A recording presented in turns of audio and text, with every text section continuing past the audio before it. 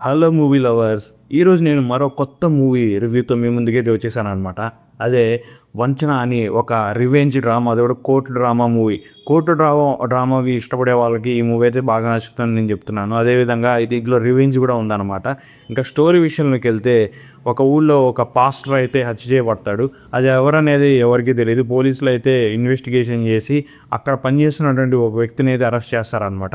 అతనైతే నేను ఎటువంటి హత్య చేయలేదు, నాకు సంబంధం లేదు, నన్ను ఇరికిస్తున్నారు పోలీసులు అని చెప్పేసి కోర్టులో చెప్తాడు. లాయర్ని కూడా పెట్టుకుంటాడనమాట. బట్ లాయర్ అయితే ఫీజు కోసం ఈ కేసుని అయితే వదిలేస్తాడు. అండ్ అదే టైంలో ఒక యంగ్ లాయర్ వచ్చేసి నేను తీసుకుని వాదిస్తానని చెప్పేసి అతని కోసం ఎంతగానో పోరాడుతూ ఉంటాడు. దాంట్లో అతను ఇన్వెస్టిగేషన్లోకి వెళ్తాడు. పోలీసులు మళ్ళీ రీఇన్వెస్టిగేషన్ చేయాలని చెప్పి కోర్టుని అయితే అడుగుతాడు అనమాట.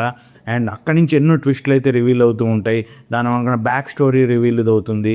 సో ఇన్వెస్టిగేషన్ అనేది చాలా మంచిగా జరుగుతూ ఉంటుంది అనమాట. ఒక్కొక్క నిజం అనేది బయటకు వస్తూ ఉంటుంది. అసలు ఈ పాస్టర్ ఎవరు, ఈ వానిట్లో పనిచేసే వ్యక్తికి ఉన్నటువంటి బ్యాక్ స్టోరీ ఏంటి, అతను ఎటువంటి నిజాలు దాచిపెడుతున్నాడు అనేది తెలుస్తూ ఉంటుందన్నమాట.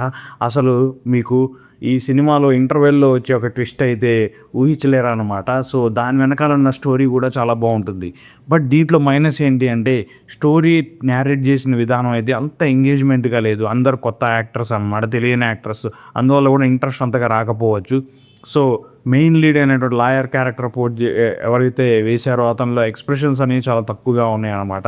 సో ఓవరాల్‌గా ఇది ఒక మంచి మూవీనే గానీ, అంత ఎక్స్‌పోజర్, అదేవిధంగా ఎక్స్‌పీరియన్స్డ్ ఆర్టిస్టులు లేకపోవడం వల్ల, కథను సరైన విషయంలో తీసుకెళ్ళకపోవడం వల్ల అయితే అంతగా ఎవరికీ తెలియలేదు. సో ఒకసారి అయితే ఇంట్లో ఉన్నప్పుడు, మీరు ఖాళీగా ఉన్నప్పుడైతే ఈ మూవీని చూడొచ్చనమాట. చూసేసి మీకు ఎలా అనిపించింది కామెంట్ రూపంలో తెలియజేయండి. అండ్ నా ఛానల్ ఫస్ట్ టైం సబ్స్క్రైబ్ చేసుకున్న మరిన్ని ఇలాంటి వీడియోల కోసం thank you so much. Good bye.